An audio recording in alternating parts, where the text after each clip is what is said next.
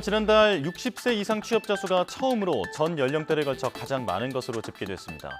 우리나라 취업자 분포는 나이가 많을수록 숫자가 늘어나는 역피라미드 형태를 띠고 있는데요.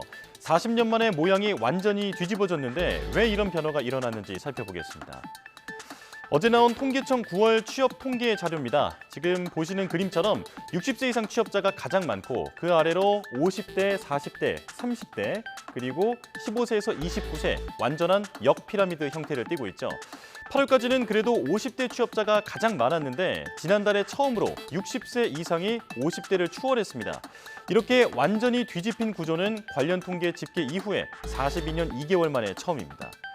이 같은 변화는 세계에서 가장 빠른 속도로 진행되는 저출산 고령화의 영향 때문입니다. 1980년대에는 우리나라 국민의 기대 수명이 68세, 합계 출산율이 1.74명이었습니다. 자연스럽게 젊은 연령대의 인구와 취업자 수가 몰려 있었고 보시는 것처럼 취업 분포도 피라미드 형태를 띠고 있었죠. 당시 60세 이상 취업자는 50대의 절반에도 못 미쳤고 20대 이하와 비교하면 5분의 1 수준에 그쳤습니다. 그러다가 의료기술의 발달로 기대 수명이 늘어나고 저출산 현상이 본격화하기 시작한 2000년대부터는 이렇게 모양이 바뀌었는데요. 30, 40대 취업자 수가 가장 많은 다이아몬드 형태로 변한 겁니다.